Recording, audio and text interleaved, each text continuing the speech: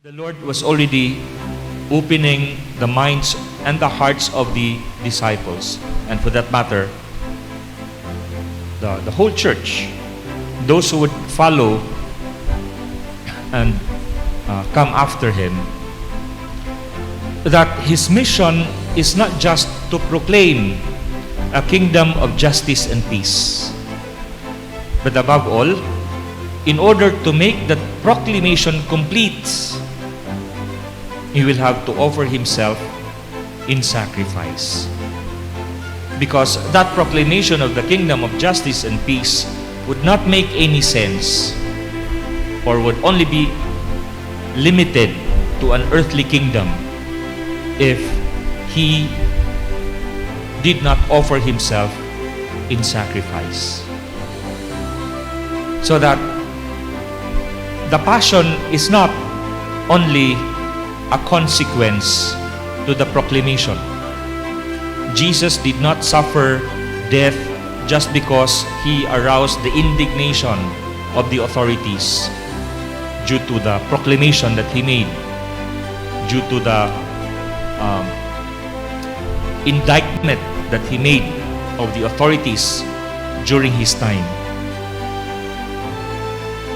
Central to the proclamation is the offering of Himself in sacrifice.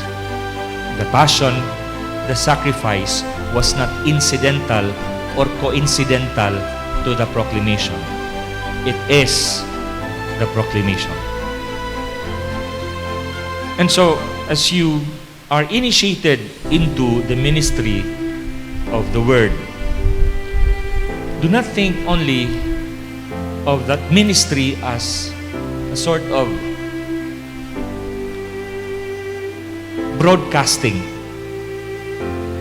You are not supposed to be just broadcasters, that you train your voice in proper modulation, that you are able to read properly,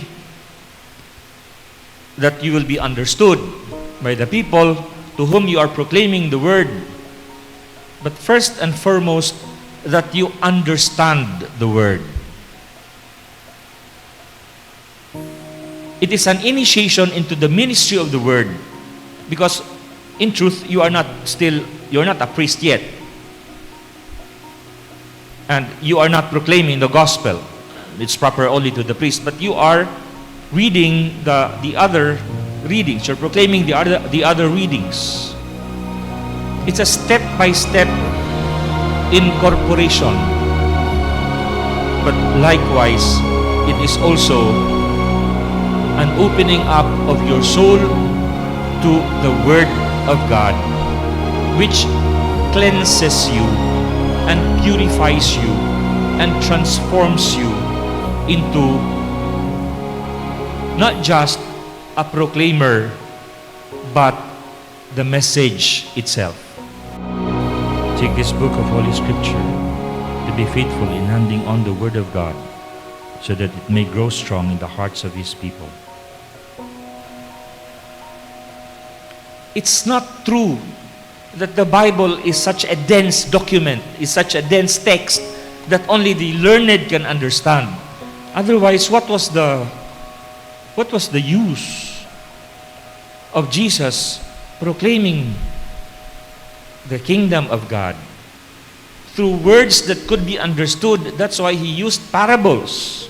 God, or through God who is intelligible, we come to understand His will for us, His plan for us, His dream for us, His love for us. Because the truth has a transforming power, not because it has any magic, but because it is attuned to our understanding.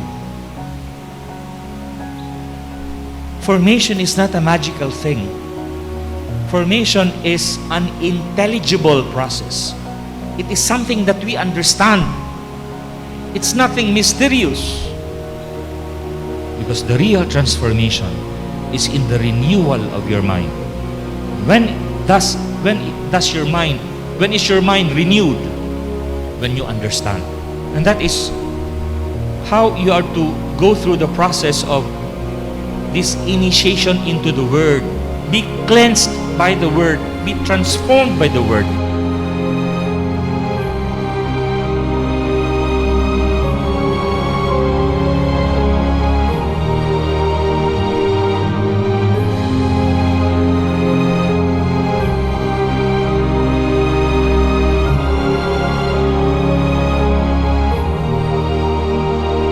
Take this vessel with bread for the celebration of the Eucharist. Make your life worthy of your service at the table of the Lord and of His church. The Eucharist is not principally a fraternal or fellowship meal, as some would have it today. It can only be a fraternal and fellowship meal if first and foremost it is a representation of the sacrifice. Because the principle of fellowship, the principle of fraternity is not the food. Sometimes we can enjoy each other's company, and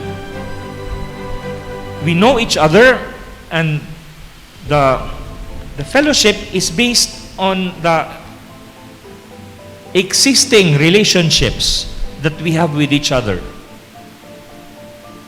Yet those existing relationships, and even the food, however delicious it is, cannot sustain our fraternity, cannot sustain our fellowship if we do not understand that it was Jesus Himself who established a more lasting fellowship, a more lasting fraternity.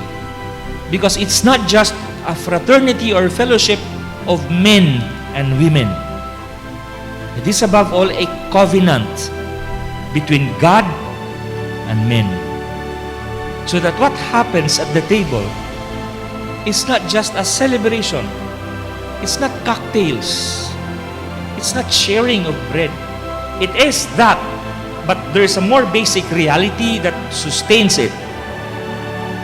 And it is the sacrifice of Jesus as God made man, so that there can be established this fellowship between God and men. The sacrifice of the Lord, made intelligible through the Word, made real through the Eucharist. But our minds understand what it is. It is intelligible. And that understanding ought to give us the proper transformation so that we can finally be renewed in Jesus Christ.